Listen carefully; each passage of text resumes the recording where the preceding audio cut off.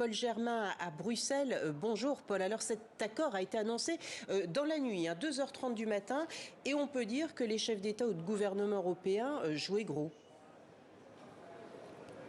Effectivement, Isabelle, l'échec n'était pas permis. Les ménages comme les entreprises attendent des mesures. Alors sur quoi porte l'accord de cette nuit? Les 27 ont en quelque sorte validé les propositions de la Commission européenne, à commencer par l'achat groupé de gaz. Ça veut dire que tous les pays vont être obligés d'acheter une partie de leur stock de gaz via une plateforme commune pour éviter de se faire concurrence. Il y a aussi un mécanisme de solidarité qui va être mis en place et qui va permettre de renflouer, d'aider des pays qui se retrouveraient éventuellement en panne d'électricité ou de gaz. Et puis le gros morceau, c'était bien sûr le plafonnement du prix du gaz importé. Là, il a fallu convaincre les Allemands qui étaient très réticents. Alors les 27 ont trouvé une astuce. On va déterminer un prix plafond, mais ce ne sera pas un prix figé, il sera flexible, il pourra fluctuer légèrement en fonction du marché. Et surtout, on a promis aux Allemands qu'ils pourraient faire marche arrière si jamais cela se révélait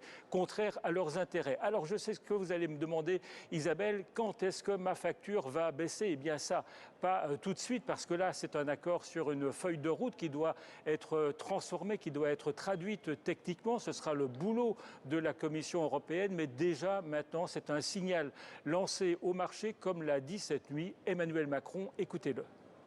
Le fait que nous ayons trouvé un accord ce soir, le fait que nous ayons montré notre détermination à avancer dans cette direction et sur ces instruments, envoie de manière très claire un signal au marché de notre détermination et de notre unité et de notre volonté aussi de lutter avec beaucoup de clarté contre toute forme de spéculation. Merci Paul Germain d'avoir été avec nous depuis Bruxelles. Pendant ce temps-là,